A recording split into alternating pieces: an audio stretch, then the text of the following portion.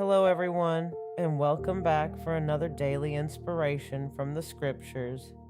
Today, we are going on a journey back to the ancient Persian Empire to witness a story of incredible courage, hidden identity, and divine providence.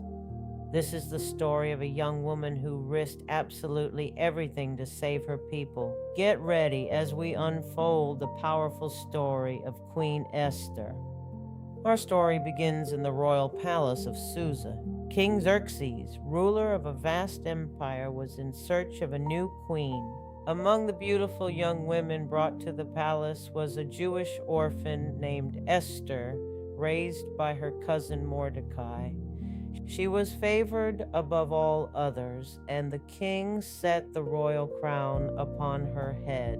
Yet following Mordecai's strict instructions, Esther kept her Jewish heritage a closely guarded secret. While sitting at the king's gate, Mordecai overheard two royal officials conspiring to assassinate King Xerxes. He immediately sent word to Queen Esther, who reported the plot to the king in Mordecai's name. The king's life was saved, and the deed was recorded in the royal annals. But Mordecai's loyalty went unrewarded. Soon after, the king promoted a man named Haman to the highest seat of honor. Haman demanded that all kneel before him, but Mordecai, devoted only to God, refused. Enraged, Haman convinced the king to issue a horrific and unchangeable decree. On a single day, all Jewish people in the empire were to be destroyed. When Mordecai learned of the decree, he tore his clothes in mourning and sent a desperate message to Esther. He urged her to go to the king and beg for mercy. Esther was terrified, knowing that to approach the king uninvited meant certain death. But Mordecai challenged her, saying, "Who knows but that you have come to your royal position for such a time as this?" Finding her courage, Esther called for all the Jews to fast and pray with her for 3 days. On the third day, Esther put on her royal robes and stood in the inner court of the palace. The king looked upon her, and grace moved his heart. He extended the golden scepter, sparing her life. He asked, "What is your request, Queen Esther? Even up to half the kingdom, it will be given to you." Instead of immediately pleading for her people, Esther simply invited the king and Haman to a private banquet. At the feast, the king asked again for her request. Still acting with careful strategy, Esther asked only that they return for a second banquet the following day. That night, the king could not sleep. He ordered the royal records to be read and discovered that Mordecai had never been rewarded for saving his life. The king asked Haman how the man the king delights to honor should be treated.